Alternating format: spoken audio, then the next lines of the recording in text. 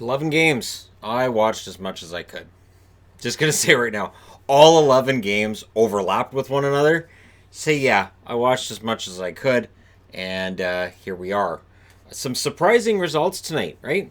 And some people who really jumped the gun on Sunday that said, all right, your power rankings next week, you got to drop this team. Oh, your power rankings got to bring this team up. Well, clearly next week, right? So yeah, we'll discuss some of that a little bit as we go through these games. First off, the Buffalo Sabres with a gutsy effort at home.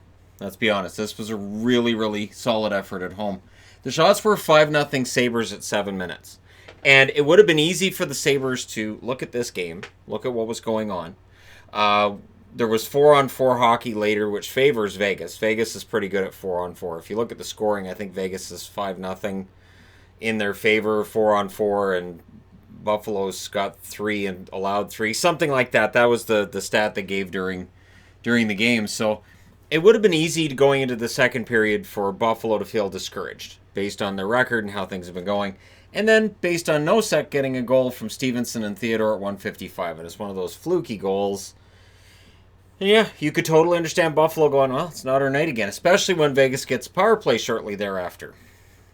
So it's a rough night for Buffalo to this stage. They had dominated the first period, and the second period, as predicted, for some reason, Vegas is really good when it comes to the shot clock in the second period. I don't know what it is. They're not fantastic in the first, but they're really good in the second. Okposo, however, when Buffalo got a power play, would get a goal from Reinhart and Sherry at 6:32.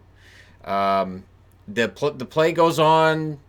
As the period wears on, Vegas had a chance that missed wide.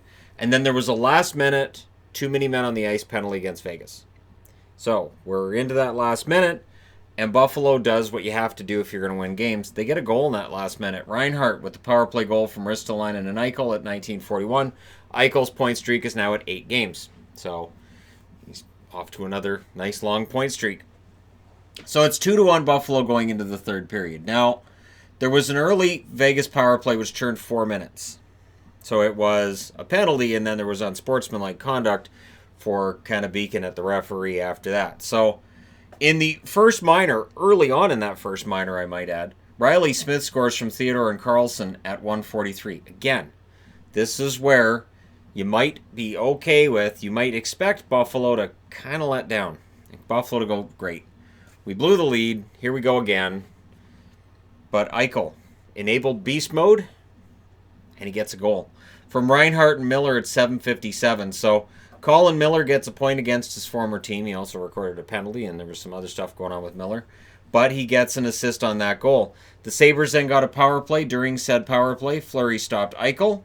Vegas calls a timeout with 2:03 left, and they decide that's a good time to pull the goalie. And then Curtis Lazar hits an empty net at 19 minutes and 35 seconds. 4-2 Buffalo. And that is your final score. So, 4-2. Here we go. Buffalo wins that game. So Vegas, as of right now, is not a playoff team. They went from number 1 in the division to not a playoff team in, what, a week? Yeah. It's a tight division. It's a tight Western Conference race. Fleury saves 22 out of 25 in the loss. Ullmark saved 24 out of 26. He continues to be their starter. 3 stars are Reinhart, Okposo, or Eichel and Okposo, so REO. What is it with Buffalo games? Anyways, power plays 1 for 3 for Vegas. 2 for 3 for Buffalo. Shots were 13-4 Buffalo in the first, 12-5 for Vegas in the second, 10-8 Vegas in the third. Final shots 26 apiece. And for Buffalo, you'll take this every day. They need to go on a streak here, and maybe this is a sign that they're ready to turn things around. So now we move along to Toronto at home against New Jersey. So what was the storyline today? Toronto's done. Toronto's finished. They don't have Riley. They don't have Muzzin. They're done. Their defense is done. They're not going to make the playoffs. They're done. They're finished. There are plenty of teams in the league that have gone through some pretty rough injuries, and they've played pretty darn well during those injury times. I'm not saying Toronto had a great game, and I'm not saying either that Toronto's going to be glad with the way this finished. I think this shows some concern. But you know what? They get the job done. And they get 2 points closer to a couple of teams in their division they're chasing. So it's not all doom and gloom for me with the Toronto Maple Leafs. This is why they moved up on my power rankings this week, because I didn't think there was any reason for all the we're all going to die doom and gloom that I was seeing. Tavares would score from Sandin and Nylander at 5:17. So Rasmus Sandin making an argument that he should stay in the lineup. Gauthier scores at 9 minutes and 10 seconds. It's 2-0. The Devils get a power play. They don't score on it. There was a late power play for the Leafs. They would score on that one. It is Hyman from Sandin and Spezza at 19:56. So again, it's that last-minute power play goal that looks key, and it's 3-0 for Toronto after one. Remember that Florida game? They were down 3-0 after one. Second period, Nylander scores from Engvall at 2 minutes and 12 seconds. And then Coleman, who had a pretty darn good game himself, scores from Wood and Butcher at 6:56. But the Leafs would get a power play shortly thereafter, and Austin Matthews gets the power play goal from Marner and Tavares at 10:39. That Mitch Marner, not a bad player. He had a multi-point game tonight. Matthews had a pretty good game as well. Third period, with a nice large lead, Matthews would score to make it 6-1 from Marner and Hyman at 3:58. So this game was done. And then New Jersey made it interesting. First, it's Coleman from Gusev and Butcher at 12 minutes. And then Coleman decides, well, I might as well make it a natural hat trick. And he gets the third straight New Jersey goal from Butcher and Zajac at 15:36. And then they pull the goalie. And they got a power play. And Subban would score from Bratt and Gusev at 18:02. Don't look now, it's 6-4. So they pull the goalie again. When they pulled the goalie that second time, Matthews hits the empty net for his hat trick goal at 18 minutes and 40 seconds. And Matthews is getting pretty close to Pastrnak for that Rocket Richard. You know, that thing that we talked about at the start of the year, and I said, Matthews has a shot, and there were people who went, Matthews is not going to get the Rocket Richard. He can. He just has to stay healthy, is really the thing with Matthews. The question mark coming into this year was, can Matthews stay healthy? He was asked about that recently, and he said he's kind of made some changes to his game in order to remain in good health, and we'll see. But Toronto does hold on, 7-4. 7-4 doesn't look like holding on. With the empty netter, and they were up 6-1, yeah, it kind of feels like it. Domingue saves 14 out of 19. He gets pulled. Schneider saves 13 out of 14 in relief. Are we going to see Corey Schneider get a start after this? Right? Anderson saves 25 out of 29 in the victory. Your three stars are Matthews and Coleman, both with hat tricks, and then Tavares is your third star. Power plays 1 for 4 for New Jersey, 2 for 4 for Toronto. Shots were 16-7 Toronto in the first, 10-6 New Jersey in the second. Both teams had 12 shots in the third. Final shots 34-29 in favor of the Maple Leafs. Pretty decent game for the Maple Leafs. That team everybody left for dead. So, yeah. And the teams that I had them jump past didn't necessarily have a great night either for the most part. In fact, yeah, it's been a decent last couple of days from a Leafs perspective. Now, from a Kings perspective, coming into Tampa Bay, this is the ultimate test, right? Well, all right, Kings, you going to turn things around and make some noise? Are you capable of playing spoiler? I think they answered this in the affirmative tonight. I do. I think the Kings gave the Tampa Bay Lightning everything they could handle. And if you're a Tampa fan, you have to come out of tonight's game going, well, we got the 2 points. But there have to be some concerns. This is the third straight game now for Tampa where they haven't really looked that good. Now, I will say this before people in the comment section say anything. Tampa's had a crazy busy schedule. I think it was 13 games in 21 days. No team needs the All-Star break and the bye week more than Tampa Bay right now. That would be my argument. I know there's other teams people are going to bring up, but for me, it's Tampa's just been in this insane run of games. LA scores early. Carter from Clifford and Forbert at 4:18. The shots were 4-1, or 5-1, I should say, in favor of LA at 6.5 minutes into this game. So the Kings were definitely ready. And then Clifford scores at 6:52 to make it 2-0. But here's where LA has a problem. They routinely allow more than one goal in about a minute. Killorn scores from Volkov at 10:06, and then Stamkos scores from Cirelli and Killorn at 11:25. And the shot advantage they had kind of evaporated as well. So as we come out of the first period, it's 2-2, and it looks like this game's going to be a really high-scoring game. Second period, Quick denies Hedman. The Bolts got a power play. Quick then took a shot in the neck. He doesn't wear one of those neck protectors. There are some that wear the it's like Kevlar around the neck here, and there are some who wear the piece that hangs down underneath the mask as well.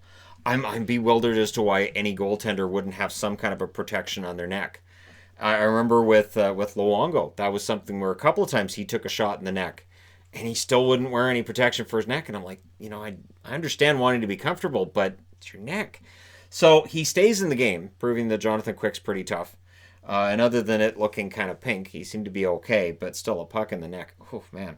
The Kings got a power play. It was overall a strong second period, I thought, for the Kings. I thought they played very, very well in the second period, a period that they're known to kind of fold in. Third period, Vasilevsky denies Doughty. The Kings get a power play, and then they get a second power play shortly thereafter. Vasilevsky was doing his best to deny the Kings any kind of daylight, and then Brown would score from Prohorkin and Walker at 12 minutes. That's a power play goal.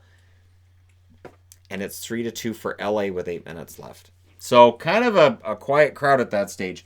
And then the Kings kept pushing for more. At no point in this game did the Kings seem to have this sit back and just go ahead and let them attack us mentality. Kucherov scores from Cirelli after they pulled the goalie. So they pulled the goalie with 1 minute and 45 seconds left. 30 seconds later at 18:45, they scored to tie it. And then Tampa Bay gets a last-minute power play. So that carries over into the overtime. They don't score on that. Stamkos missed wide during that overtime, and we go to a shootout. In said shootout, Stamkos ends up netting the winner, and Tampa Bay fans, like I said, can say, well, we survived that one. And for the Kings, they get a pretty gutsy point on the road. There's a lot to build on from this one if you're LA. Again, they're too far out of the playoffs to really think playoffs, but this was a pretty good game for them. It really was. And they were 1 minute and 15 seconds away from pulling off one heck of an upset and leading, potentially, if they'd held on and won this game, leading Tampa Bay fans to go, oh, we're not going into another one of those slides, are we? Quick, 35 saves on 38 shots. Vasilevsky, 38 saves on 41 shots. That's his 9th win in a row. That's 13 out of 14 decisions, I believe, in his favor. 3 stars are Kucherov, Stamkos, and Cirelli. Power plays 1 for 3 for LA, 0 for 2 for Tampa. Shots 11-9 in the first in favor of the Kings, 13-10 Kings in the second, and 15 shots apiece in the third. Overtime shots were 4-2 in favor of Tampa. Final shots 41-38 in favor of the LA Kings. So, pretty solid road game overall. They didn't get the result they likely would have wanted, but still, there's something to build on there. Detroit. This just keeps getting worse if you're Detroit, honestly. So every time that they win a couple of games, they get embarrassed. And I know it may sound like I pick on the Wings, but this is a miserable season this team's having. So, first period, Eberle scores from Barzal and Lee at 3:23.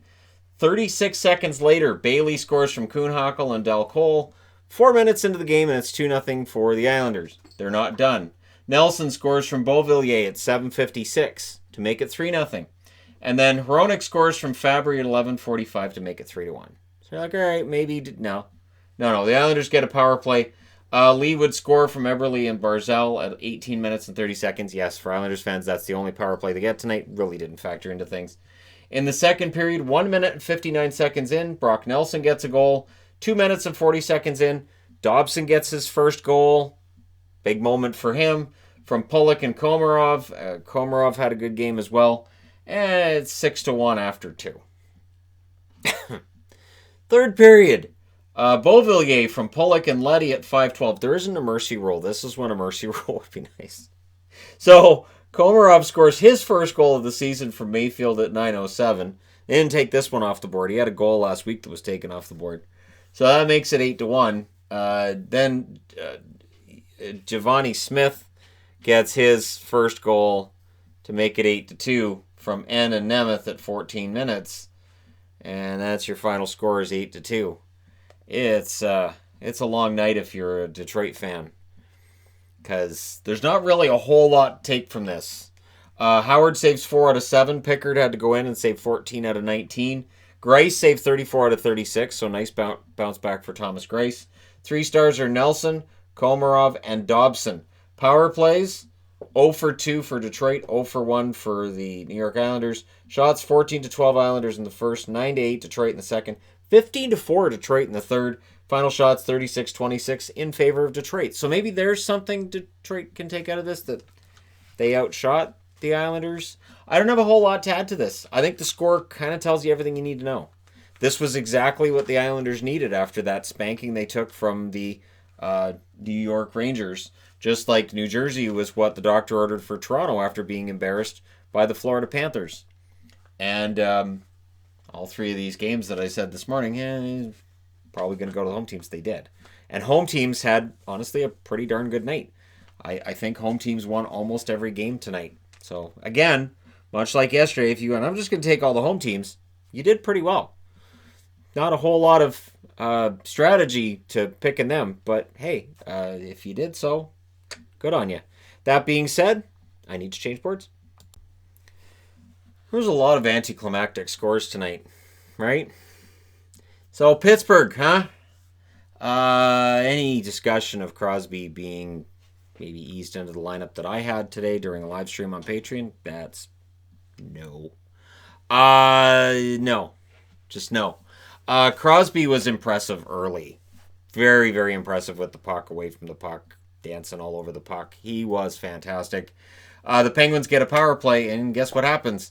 Malkin scores from Rust and Crosby at 7:57. So, the Penguins, whose power play has been mediocre this year, I have a feeling the return of Crosby is going to change that. And tonight showed us that it very well probably will. The Penguins get another power play, and then the Wild got their turn.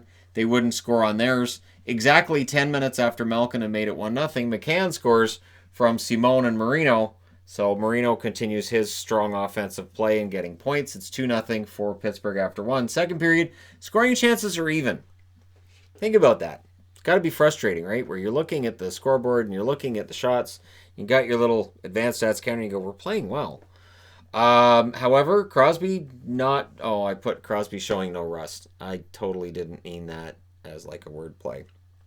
Because it's right over. Malkin scores from Letang and Crosby at... Rust scores from Malkin and Cahoon at 14:04. Got my Penguins goals mixed up. So that made it 3-0, and what an amazing pass by Malkin. That was Sedin-like, in that he doesn't look back at Rust. He just passes the puck backwards, and Rust is exactly where that puck was going, and he puts it in the net. It was absolutely fantastic. Like I said, it was Sedin-like, where they would pass, and you go, that's something only twins could do. No, Malkin and Rust are apparently twins. Penguins get a power play, then Malkin scores from Letang and Crosby. So a minute and a second after Rust scored to make it 3-0, it's 4-0. So Malkin, Letang, Crosby, Rust, Cahoon, McCann. This is a pretty impressive lineup all of a sudden. Parise, however, would score from Fiala at 17:17 as Minnesota tries to show some pride in themselves here. So we go into the third period, and Foligno scores from Eriksson Ek at 2 minutes and 15 seconds to, I guess, make it interesting. Right? It's 4-2. But Crosby scores from McCann at 7:41. Simone scores from Crosby at 8:20. You're going to see highlights of almost every play that Crosby had tonight. 1 goal and 3 assists for Crosby. There's nothing about his game that tells you, oh, he's been off for a while. You'd have no idea. Galchenyuk would score from Magazino, and Hornquist at 16:57. That makes it 7-2. Before the game's over, Parise scores at 19:49. To make it 7-3, Pittsburgh destroyed him tonight. This was an absolute clinic put on by a team that, I'm telling you, they really look like a contender to me right now. They look like they're on a mission, and the return of Crosby just made them stronger. Dubnyk, 22 saves on 29 shots. They left the poor guy in there for the whole game. Jari saves 26 out of 29 in the victory. Crosby, Malkin, and Rust are your 3 stars. Power plays 0 for 2 for Minnesota, 2 for 4 for the Pittsburgh Penguins. So, pretty decent power play. Shots 10-8 in favor of Minnesota in the first, 12-11 in favor of Pittsburgh in the second, and in the third, 9-8 in favor of the Penguins, 29 shots apiece. So yeah, again, if you're a Penguins fan, you probably come out of this game feeling pretty good. If you're a Minnesota fan, you're going, right, we're not very good on the road. That's going to be a challenge, and we're getting closer, I think, to Minnesota being a seller at the deadline, to legit being like, okay, we're not going to make it. We're getting closer to that. Next up, Columbus. Oh, where do I start? I guess I can start with Bemstrom elbowing Rask in the head on his way by. Minute and 12 seconds into the game, so Halak went in. That definitely distracted the Bruins from the game. It's not the reason why they lost. Columbus wins this game. This is a legit victory for Columbus. So There's Bruins fans out there complaining, it's because Rask got hurt, it distracted them. No, this game, it may have distracted them for a while. They got distracted trying to get at Bemstrom, but I don't know. And the Boston announcers are saying that they'll have a meeting and the Department of Player Safety will have Bemstrom in there. I don't know. I don't know what's going to happen. All I know is it sucks because Tuukka Rask has a concussion. He gets elbowed in the side of the head. And he has a concussion. It sucks. Power play for the Bruins. They don't score on it. Wenberg would score from Gavrikov, I should say, and Gerby at 13:27. So Gerby continues his really solid play. There was a late Columbus power play which wouldn't score. Second period, Heinen hits the post, and that's right around where they confirmed that Rask won't be back. Sofia Jurcevic said no, he's not coming back. And they said upper body injury. It's been confirmed since then. It was a concussion. And I wrote on the board concussion. Upper body injury. They didn't touch anything else, so it has to be a concussion. And what it overshadows is Merzlikins had a really good game in this one. He did. Elvis played really, really well. Bruins get a power play. There was then an extended 4-on-4. The Bruins were out playing Columbus in that second period. But Elvis is king. Absolutely. Remember how Korpisalo went down and they were going to fall off? Nope. They're tied for the last playoff spot now. Columbus gets power play in the third and they would score on it. Stenlund scores from Foligno and Bemstrom. So, again, for Boston fans who may have thought Bemstrom should have got 5 in a game, and I'm saying it again, for people who thought that, Bemstrom still being in the game might have been a bit of a smack in the face. The Bruins get a power play, but yeah, Elvis wasn't letting anything in, and then Riley Nash scores at 13:05 just to really salt it away. Very, very good game by Columbus. I don't see Boston winning this if Rask doesn't get hurt because they didn't score on Elvis.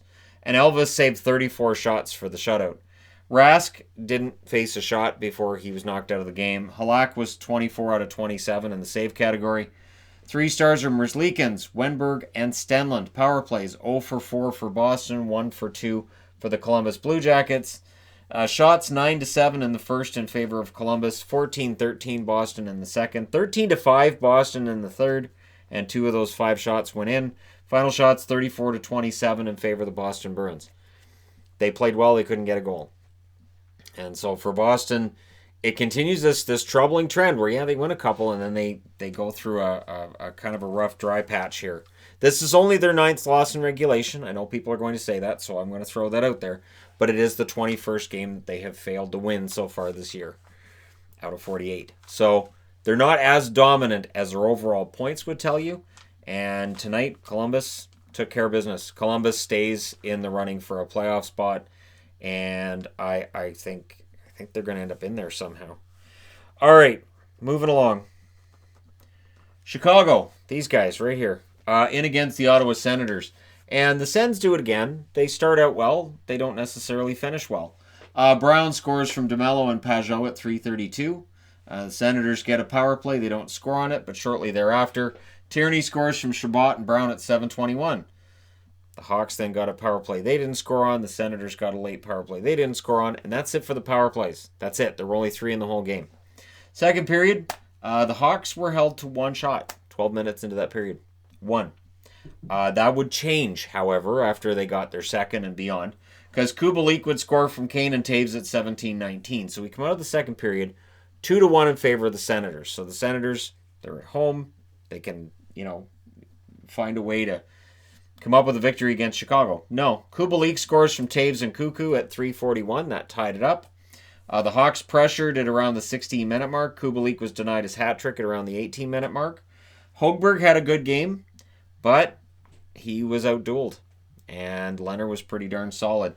In the overtime, it's the 6th overtime in 8 starts for Högberg, so he knows at the start of the game, all right, so this is going to go late. Just so you guys know, we're going to go late tonight. Taves would score from Kane at 42 seconds. And what a one-man show on that goal. Taves basically stick-handled his way off the puck, but didn't. Held onto it and then just put it in the net. It's like he just said, all right, I'm going to do this myself. I know Patrick normally does this. I'm going to do it tonight. It's my turn. Taves has a goal to go with his 2 assists. For me, he's the first star. I know he didn't have as many goals as Kubalik, but for me, he'd be the first star. Leonard, 20 saves on 22 shots. Högberg, 27 saves on 30 shots. Kubalik, Brown, and Taves are the 3 stars in this game. Power play 0 for 1 for Chicago, 0 for 2 for the Ottawa Senators. Shots 12 apiece in the first, 9-5 in favor of Chicago in the second, 8-5 Chicago in the third. Chicago got the only shot of overtime. That's the shot that mattered, the game winner. Final shots 30-22 in favor of the Chicago Blackhawks. So they avoided the dreaded trap, I guess you could say, of the Senators. Although for Chicago, the odds of them making the playoffs, they're long odds right now. They're better than Ottawa's. Ottawa's now winless in 8. So if you're a Sens fan, you're probably pretty happy about that because in all honesty, the more games that these guys lose, the better chance you have for drafting highly. Although you have the San Jose pick as well, right? Right? And San Jose tonight, right? All right, let's move along. Vancouver. Nope. Now here's the thing. This is obnoxious, right? So tonight I'm watching this game and I'm like, all right, Boston's not going to score. And then I'm watching this game and I'm going, okay, Vancouver's not going to score. And then there's the Dallas game where it looked for a while like Dallas wasn't going to score either. So I thought, am I going to see the first time ever that I have to do a review where I don't have any good news for a team that I cheer for? I don't think Vancouver-Winnipeg is a good matchup for the Canucks. So they come out of this road trip with 2 wins out of 5 games. They come home. Thursday, they'll play at home against the Arizona Coyotes. They have got to play better than this or they're done. The Canucks winless in 10 versus the Jets coming into this game. You can make it 11. Connor scores from Nico and Laine at 1 minute and 22 seconds. Then the Jets got another goal, Boteto, with one that bounced off Edler and then trickled through the pads of Markstrom. It was a sad goal, but it was an offside play. The Canucks challenge it, and they take the goal off the board. The Canucks then got a power play. Miller had a breakaway, which was stopped. Hellebuck had a fantastic game. Roslovic would score from Lowry and Dahlstrom at 14:24. It's 2-0 going into the second. Second period, Jets get a power play at the start of it, and they score on it. Blake Wheeler from Pionk and Connor at 1 minute and 12 seconds. The Canucks then get themselves a power play, which they don't score on. They get another power play. They don't score on that one either because they don't score tonight. So, yeah, the Canucks power play wasn't very effective. Third period, Horvat hit the crossbar, and Hellebuck, they showed basically a whole rash of things that almost went in the net. Hellebuck was lucky, and he was good tonight. And you got to be lucky to be good and good to be lucky. There you go. The Jets were doing very well at shutting the Canucks down in the third period, despite the fact that there were a lot of shots being taken by the Canucks in that third period. Now, there's a goalie pull with 5 minutes left, which made me kind of sigh heavily and go, what? What? Because they're down by 3. I mean, I get it, but you're not going to score 3 against Hellebuck. Hellebuck tried for the empty netter, and Horvat put his stick up to block it. And secretly I'm thinking, man, how great would it be if Hellebuck had actually hit the empty net there? So that few days after Rinne does it, somebody in his own division, a rival, does it as well. I thought it would have been great. Hellebuck had a big grin on his face. I think that was going to go in, too. I think if Horvat didn't block that, I've got a funny feeling it was going to go in. He tried. So, yes, goalies are definitely trying now. It's something they're very aware of. They don't care about icing. There will be more goaltender goals over the rest of this season, I believe, and going forward, probably. Connor would get the empty netter from Scheifele and Laine at 17:49. So that makes it 4-0. The Jets, yeah. Hellebuck saved 41 shots in the shutout victory.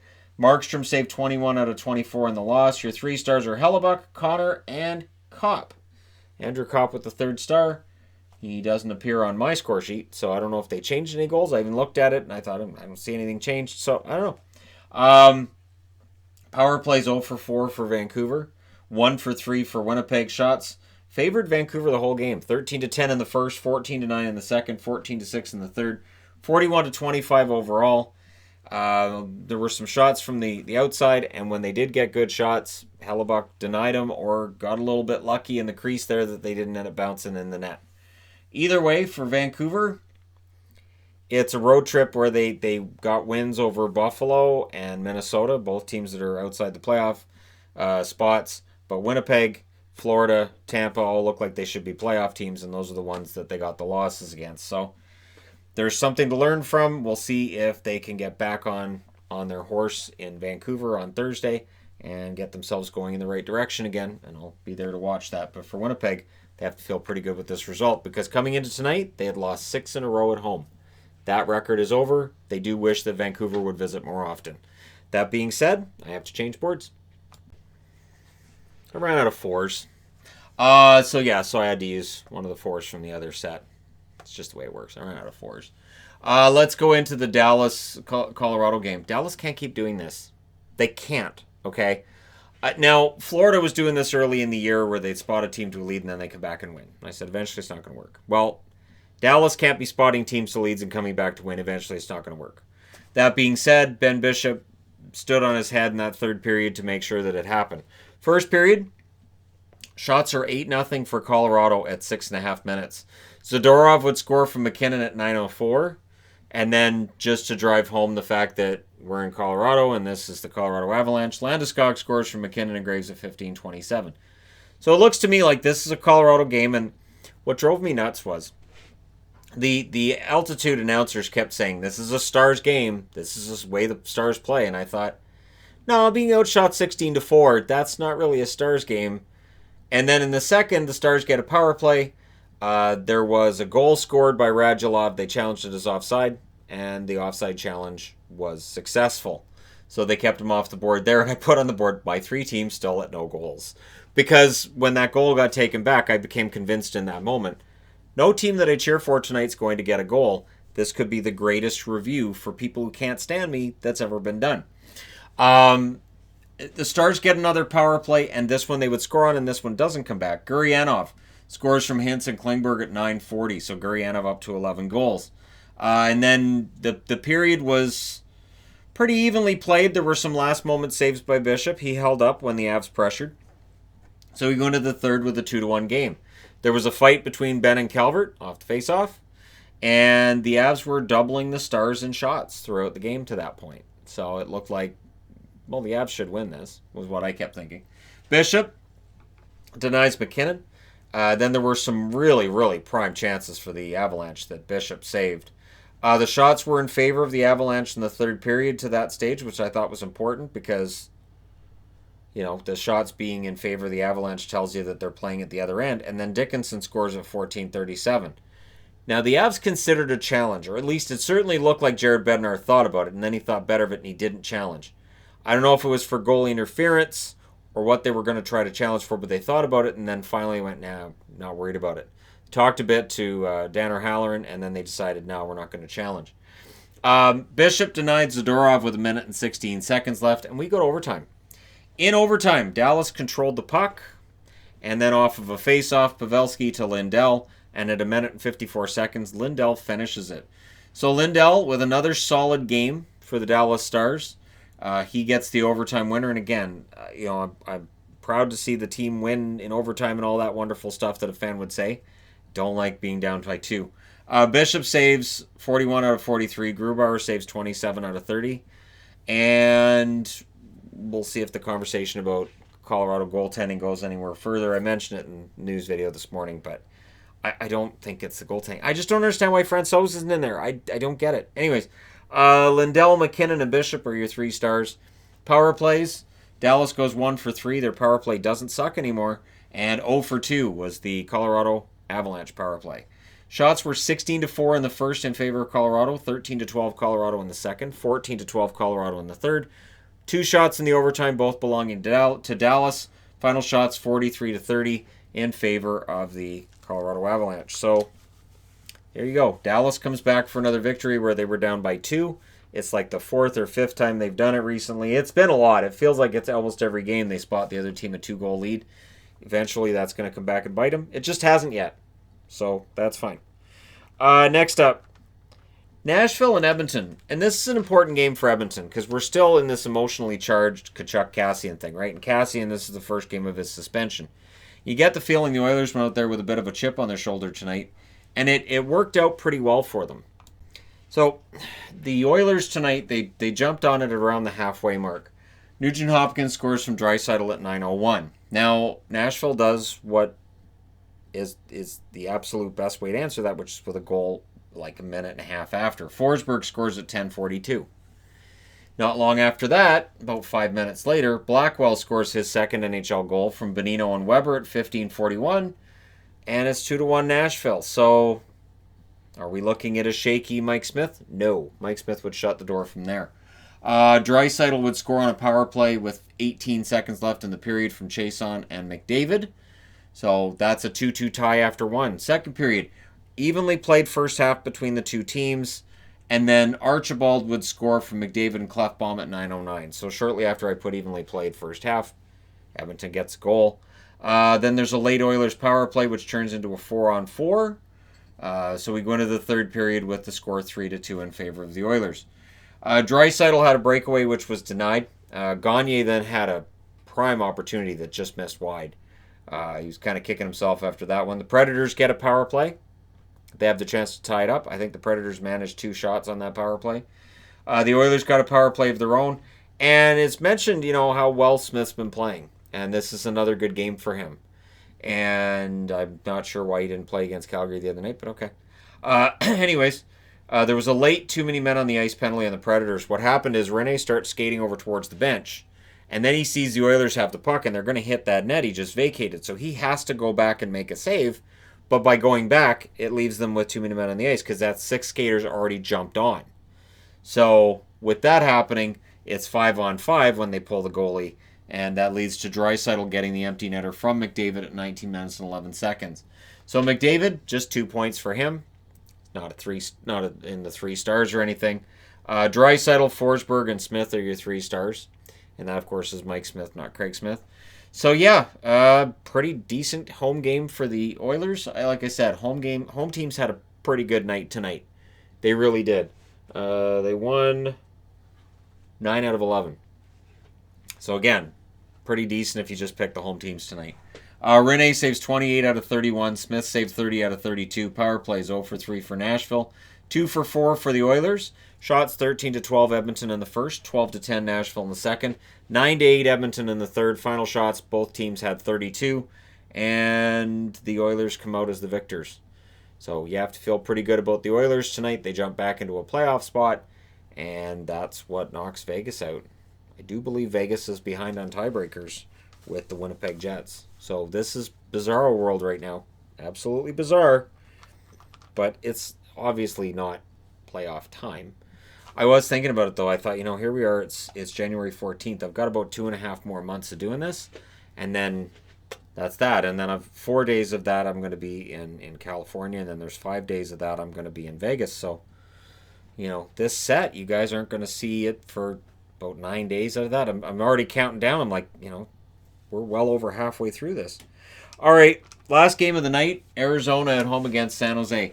It's a disappointing result for the Sharks. They really need to get on a winning streak, and they look like they're going to turn the corner, and then a game like this pops up. The Sharks were up 8-4 in shots at the half. And again, they're ahead in shots. Things are going well until Kessel scores from Stepan at 12:03. That makes it 1-0 for the Coyotes. In the second, the Coyotes get an early power play, and they score on it. Kessel with the second of the game from Garland and Dvorak at 5:01. And things look pretty good. But the Sharks, some resiliency shown here. LeBanc scores from Kane at 6 minutes and 42 seconds. Timo Meyer would then score from Marlowe and Amela at 9:55. Ties the game up. The Sharks got a power play shortly thereafter. They didn't score on that one. And then Hall, late in the period, gets a goal from Osterley and Garland at 17 minutes and 14 seconds. And that makes it 3-2 in favor of the Arizona Coyotes going into the third. So this is some of that offense we've been hoping to see from the Arizona Coyotes. They got shut out back-to-back games. They need to really get that offense in gear. Maybe tonight's the start of something. The Sharks get a power play. During said power play, they mentioned that Brad Richardson, who got hurt, he had tried to come out and take the skate after, I think it was the start of the third. Immediately realized he couldn't do it. Vacated the bench. So Richardson, we don't know how long he's going to be out, but it looks like he's hurt. Krause would score from Stepan and Kessel at 8:09. So Kessel had a really good game. Then Kane would score from LeBanc and Carlson at 17:51, and that's what the goalie pulled. So that's a power play goal as well. So we're looking at a situation where they might be able to come back. It's 4-3. However, Garland would score from Hall and Demers at 18 minutes and 20 seconds. They pull the goalie again because they're only down by 2, I guess. But with a minute left, anyways. Hall would score from Krause and Stepan at 19:38. That's an empty netter as well. And so your final score in this one is 6-3 in favor of the Arizona Coyotes. Dell saves 34 out of 38. Hill saves 25 out of 28. So once again, Aiden Hill with a victory at the NHL level. He's got a very good NHL record. It's really weird because his AHL stats will not be all that impressive for people, but at the NHL level, it just kind of works. He's sort of like a poor man's Hamburglar, Andrew Hammond. That's what it kind of reminds me of. It's sort of like a poor man's version because he doesn't go on runs like Hammond did, but he puts up middling AHL numbers, comes up to the NHL, and he just wins. Kessel, Garland, and Hill are your 3 stars. Power play, 1 for 3 was San Jose, 1 for 2 was Arizona. Shots, 12-9 in the first in favor of San Jose, and then Arizona took over. 17-8 in the second, 14-8 in the third. Final shots, 40-28 in favor of the Arizona Coyotes. And this is a big victory. This is the kind of win that they needed. And again, for the Sharks, it's another setback in a year where they're clearly not making the playoffs. You keep waiting on that turnaround. It's just not coming. They'll win a few games, and it looks like, all right, here we go. And then this kind of a game props up, and they fall back to 2 games below NHL 500. I love that term. I'm using that from now on, meaning wins versus regulation losses. So not counting the overtime losses and everything. That true 500 would be you've won 24 out of 48 games. But anyways, so they fall to 21 and 23, and then however many overtime losses. But the fact that their regulation losses outnumber their wins, you're not going to make the playoffs that way. So, Arizona, they assert themselves tonight. We'll see how things go for them going forward, but they could very well still be the best team in that division. The Pacific Division is crazy. It is falling on its ear every night. Every night it's just you throw the teams in the air, and however they land is how they land. And the standings just have a way of going completely upside down from night to night. So it's a tough division to call. And if you're a fan of any of those 5 teams now that are in that tightly bunched together grouping, every night can feel like you're winning, and then at the same time, oh, we didn't make up any ground, or oh, we had that lead, and now we're out of the playoffs. What the heck's going on? Crazy time of year, and we're getting closer and closer to the trade deadline and all that other wonderful stuff. So thank you guys so much for all your support. Tell me in the comments below what you thought of tonight's games and all that. Don't forget to hit like and subscribe if you're browsing your way through. You just happened upon this video. I appreciate all the support. I will talk to you again likely in the morning. That's the plan anyways.